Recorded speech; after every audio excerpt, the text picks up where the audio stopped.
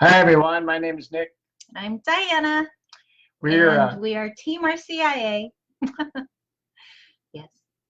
we're here to do a Facebook Live to talk about some of the issues that we have that we're experiencing because of the quarantine, the physical distancing, the suspension of liturgies in our parishes. But first, I just got to say I'm feeling a new level of anxiousness and anxiety because Diana sent me a link today to a news report that one of the workers in our grocery store has been tested and positive for coronavirus. So this is the store we go to frequently. I'm usually there once a week at least.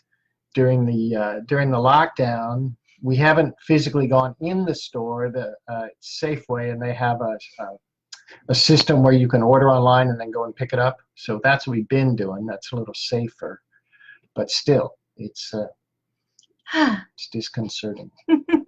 May the odds be ever in your favor. Yeah. Every time we try to get food. Yeah. This last time we went, they didn't have everything I ordered. And I was talking with Diana, should I just walk in real quick and see if it's on the shelf and get it? And we decided not to. Glad I made that decision. Well, so. Yes, that's okay. We're all doing good. Yes. And on a serious note, all of you are heroes. Yeah. Really, just doing all of the amazing things under such difficult circumstances and helping one another. So thank you. Thank you for helping us. Yes. And we hope we are helpful for you. So today, the last several weeks, we've had a flurry of conversations specifically about scrutinies, about Easter Vigil, about presentations, all of those practical things. And the videos for all of those are on the website, teamrcia.com. But now that next week is Holy Week and we're looking beyond, we're starting to get questions from many of our readers and people asking, how do we do mystagogy then? You know, Easter mystagogy. How do we do mystagogy when we haven't baptized people yet? Now, think about the question, because it reveals a lot of our misunderstanding about the initiation process. So we're going to really try to break that down. And Nick wrote an article looking specifically at the period of post-baptismal catechesis and mystagogy. And that's going to be in your RCIA text. The numbers that we're going to use today come from the United States edition. If you are in, which one is this? Australia. The numbers are going to be different. If you're in Canada, this is Canada, right? Yes. Canada, the numbers are going to be different. I think the Canadian and Australian numbers are the same, I think so. but those are different than the U.S. numbers. So the period, can you help me? What number? 244. It starts at paragraph 244 in the U.S. edition. So remember, when you look at your RCIA text, you're not looking at page numbers, right, but at paragraph numbers. And this section for the period of post-baptismal catechesis or mystagogy is just a page and a half. Yeah. So read it if you're having questions about what You've to got do. Plenty of time. You know, people are reading about koalas and touring museums. And Hi, Alan. So spend some time reading just that page and a half. Okay, so the first point you make is about the title. Right. So what we're used to, we fall into this pattern that these periods of the rite always happen at specific times of year. And that's kind of a false understanding. So for instance, the rite of acceptance, there is no time of year when that happens. That can happen any time of the year. We've fallen into the pattern of doing it in the fall, but there's no reason it should take place in the fall. It depends on when you have people who are ready to celebrate. Yeah. The other pattern that we fall into is we consider the periods around Lent and Easter, the period of purification and enlightenment, and the period of post-baptismal catechesis or mystagogy. The rite says those usually take place in Lent and the season of Easter, but that's when things are usual. And now we're talking about, we did another video on this, what happens when we celebrate baptism outside the usual times, well, then the period of purification enlightenment and the period of post-baptismal catechesis or mystagogy, those also move outside the usual times. Yeah. We're used to thinking of mystagogy as those 50 days of Easter, but as Diana said, we have to look at what the title of the rite is, or the title of the period is.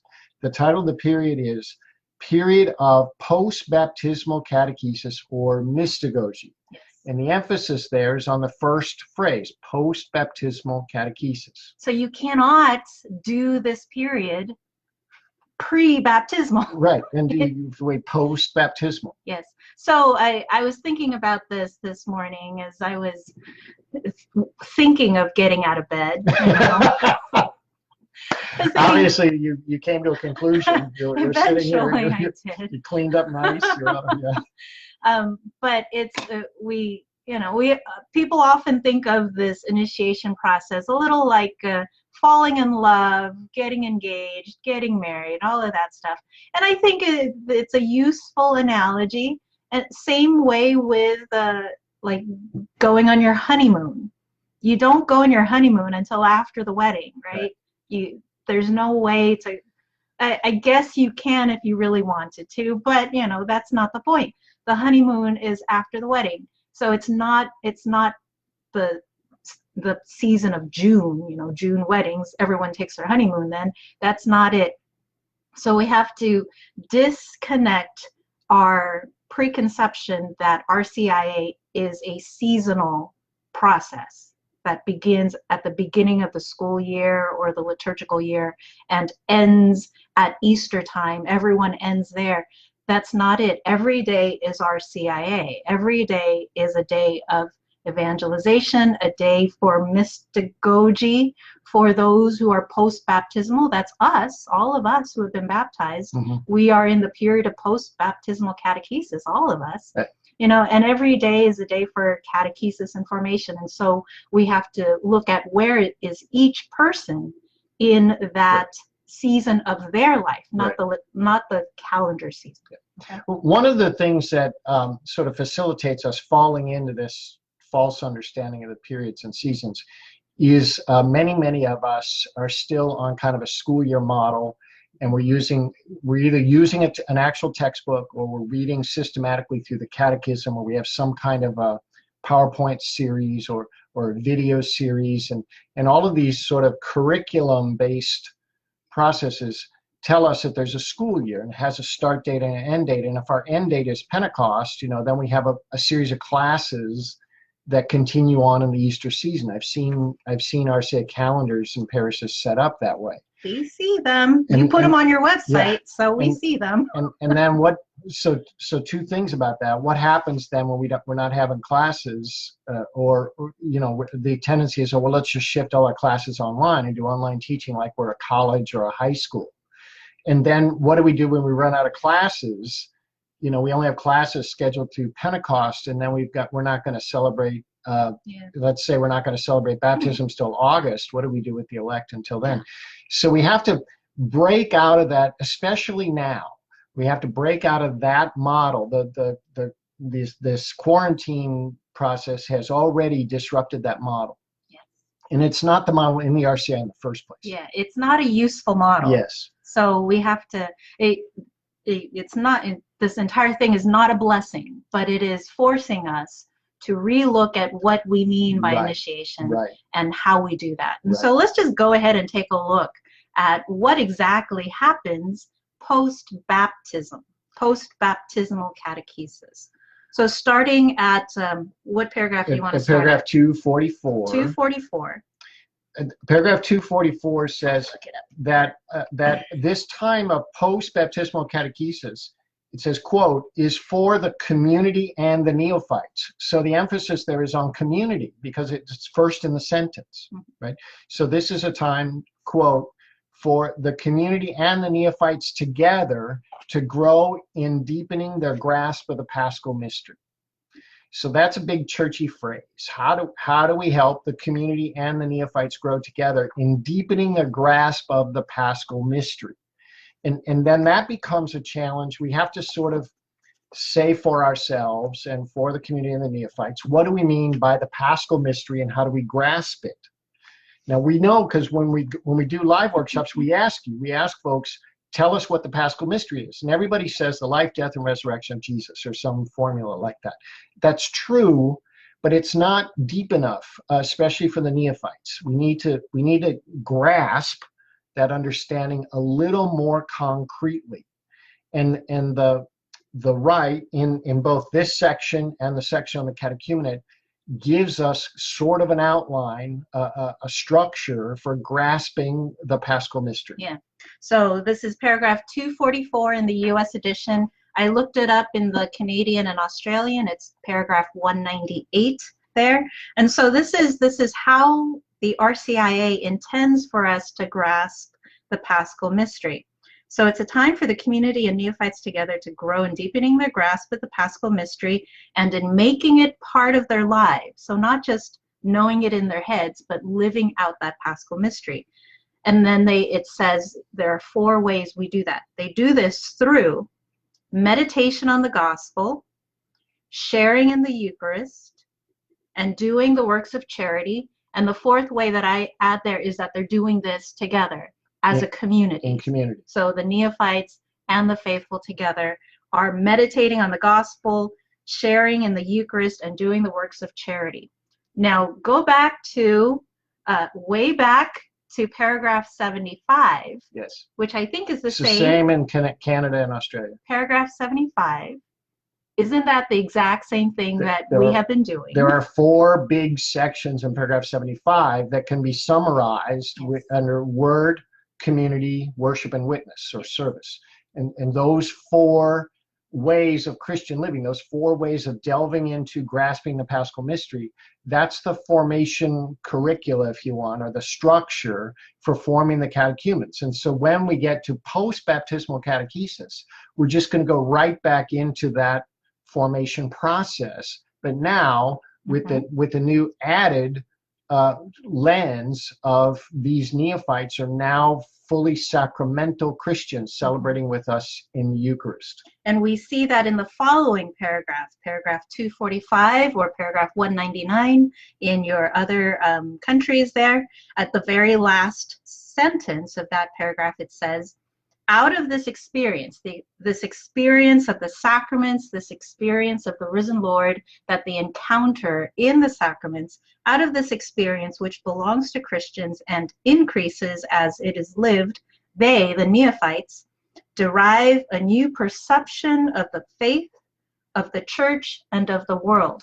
And so the difference, even though they're doing the same actions from paragraph 75, the difference is their lens of the sacraments changes how they see themselves, their faith, the world, and the church. All of that is more usual language for grasping the Paschal mystery. They're seeing now, as Eucharistic people, everything that they learned about how to live in the world as catechumens. And then once we saw, oh, they're living as Christians, then we said, let's send these folks to the rite of election so we can get them baptized. And we did that for most of us were still having liturgies for the rite of election. So now we got a whole bunch of elect, and they're going to need to continue to deepen their grasp of the Paschal mystery, but they will not be able to do that as Eucharistic people until their baptism. So they're going to continue to deepen and deepen and deepen in the same way that they did when they were catechumens, but with that added anticipation, oh, we know we're going to be baptized soon. We're not still in formation.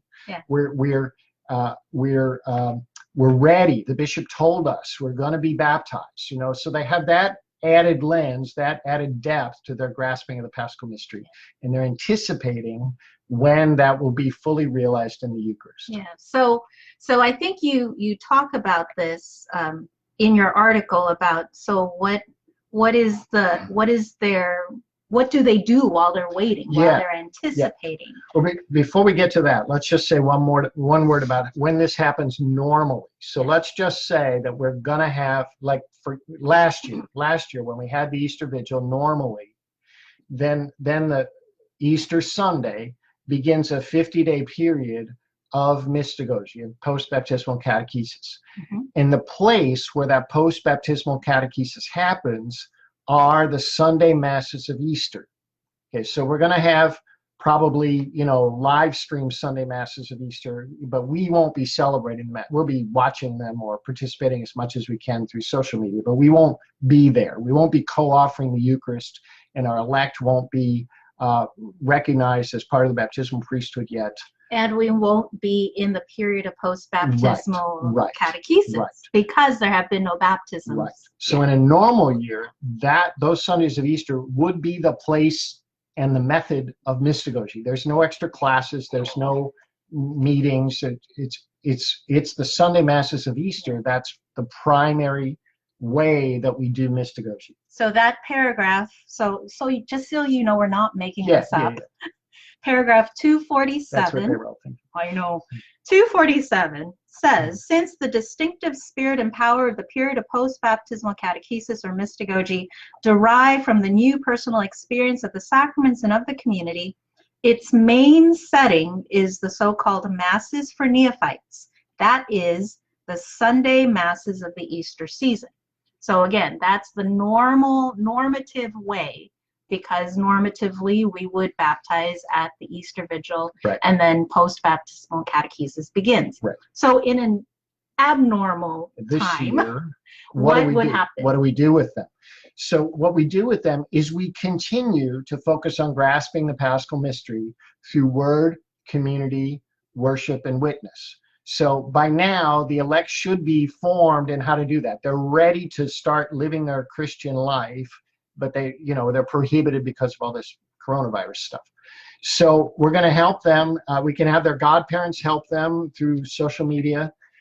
We can help them through social media to continue to focus on God's word. So we can celebrate they can celebrate an actual liturgy of the word in their homes, which is considered an authentic liturgy of the church with full conscious and active participation. And I know a lot of you are doing that with them, facilitating it with them online as well, and so that they can certainly fully participate in that in their homes. Yeah, they can continue to grow in their understanding of Christian community. And I would say, in this time, one of the sections in paragraph 75.2, it talks about community. And one of the things it says in there is we have to be willing to sacrifice ourselves for others.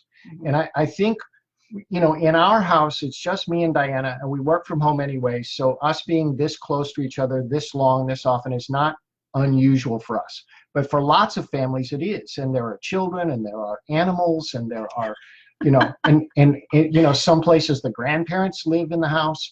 And you've got now, instead of everybody going their separate ways all day long, everybody's sort of living together. And that can raise some tensions and some spats and hard feelings.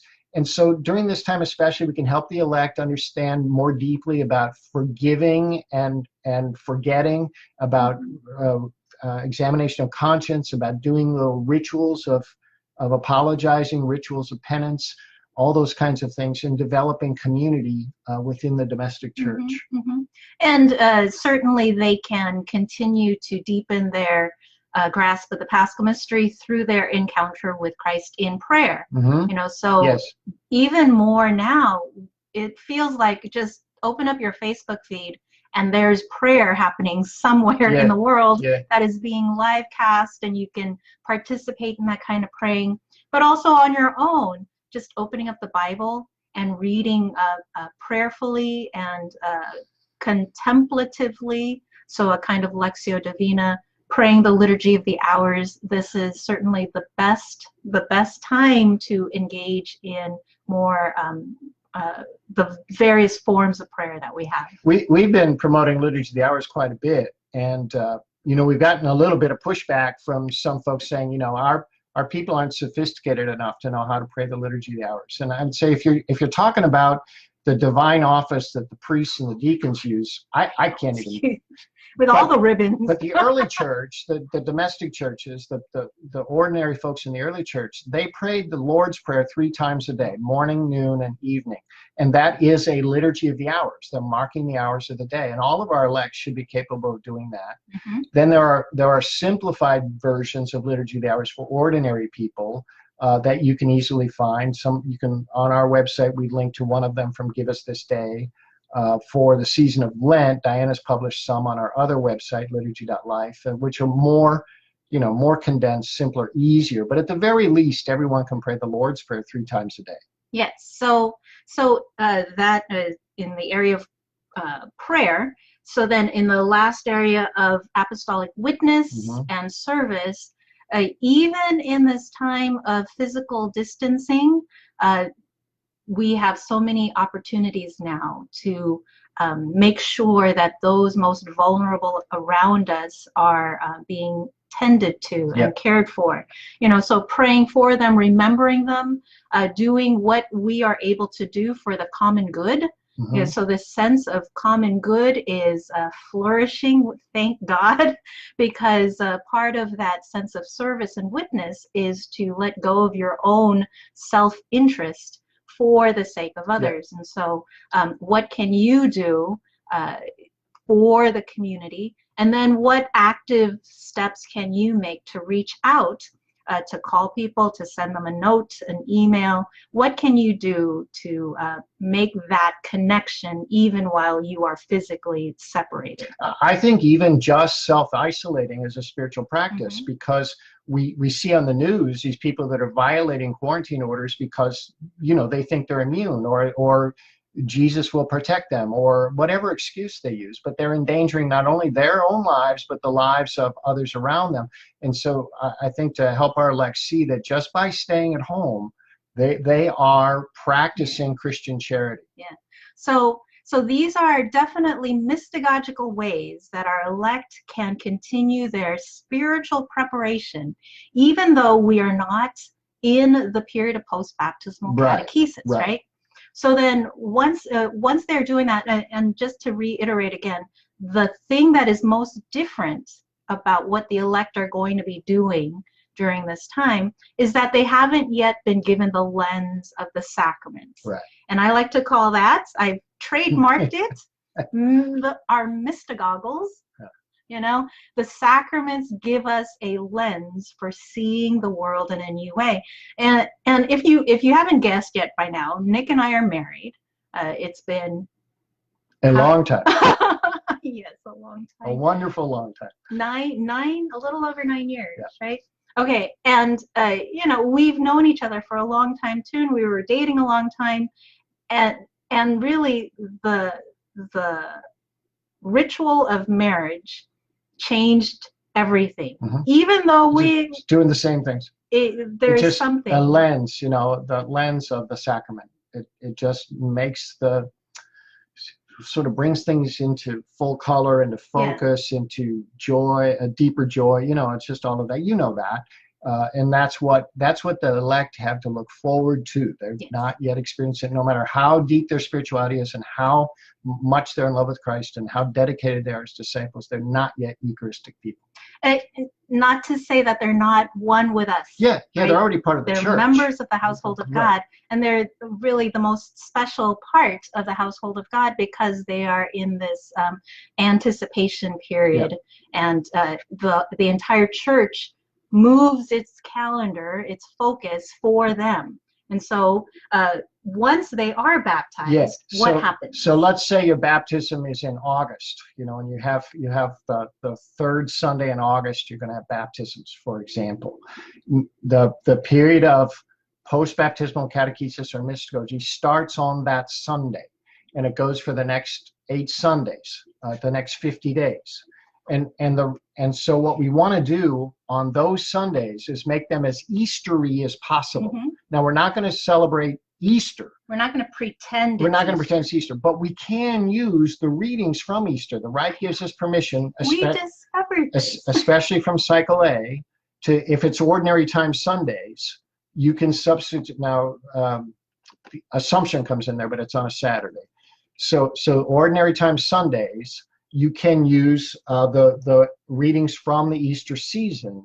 Of year A. Yes, so that permission is in paragraph 247. It's the very last sentence of that paragraph, and we've never really paid attention to that paragraph because we always focused on the first part of that, but the last sentence of paragraph 247 says, even when Christian initiation has been celebrated outside the usual times, which is going to be all of us this year, the texts for these Sunday Masses of the Easter season may be used. So the texts for those 8 Sundays of Easter, year A, can be used in place of the Sunday readings in ordinary time.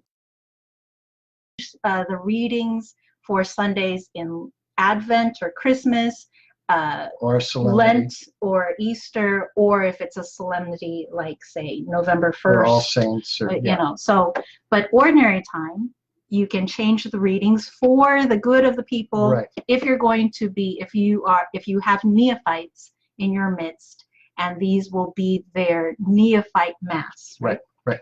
So, and if you do that, if you and focus especially on the cycle A readings for Easter, the second reading in that cycle is really important. Those come from the epistle of 1 Peter, and that series of readings from 1 Peter kind of emphasizes the role of the baptismal priesthood, what it means to be a priest of Christ. So look at those readings.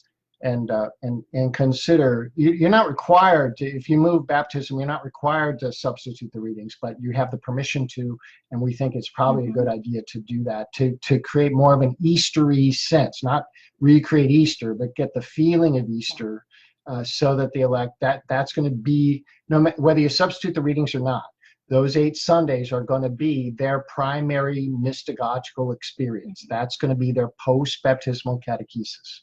So, did we cover everything pretty much? So the big takeaways, here are the big takeaways. First, RCIA is not a season. And so disconnect your understanding of what periods are connected to calendar times.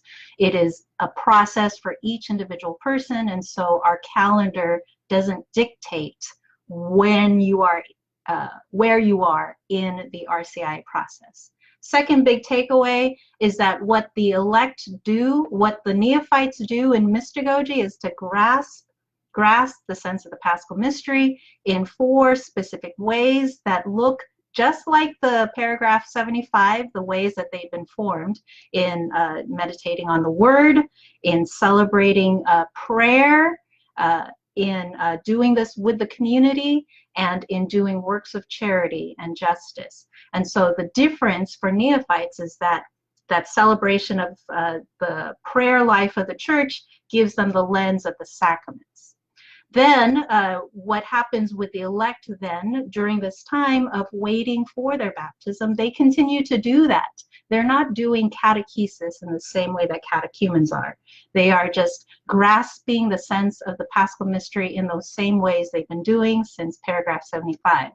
And then finally, once they are baptized, you would treat those 8 weeks after their baptism, not pretending it's Easter, but making it as Eastery as possible, specifically by focusing on your neophytes, and possibly using the readings from Easter, the Sundays of Easter, at your Sunday Eucharist with the neophytes themselves. That was great.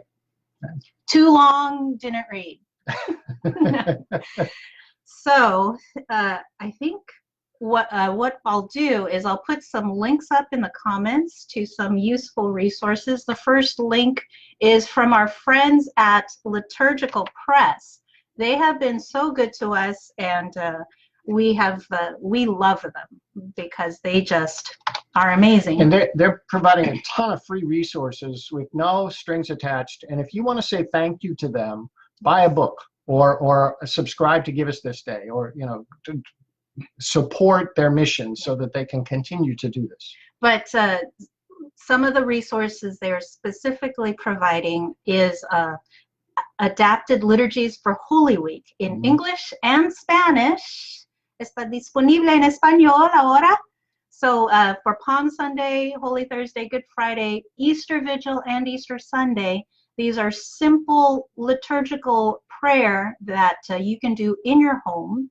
And it includes the ritual itself, plus conversation starters that you can do with your elect and your catechumens, so the godparents can do this with them, and then activities that they can do to live out what they have prayed together. Okay. And if you want to see the past videos we've done, go to teamrci.com, and there's 3 or 4 videos there on all of this stuff. As always, you can email us, and we'll try to answer your questions as best we can, either through this format or on our website. But mostly, as Diana said at the beginning, you guys are heroes. I mean, just we're in awe of the dedication and the amount of passion you have for this ministry, and you continue to find creative ways. A lot of you have never done digital media or live streaming or any of that, and you're figuring out how to do it for the sake of the community. Just kudos to all of you, and thank you for all the great work you're doing.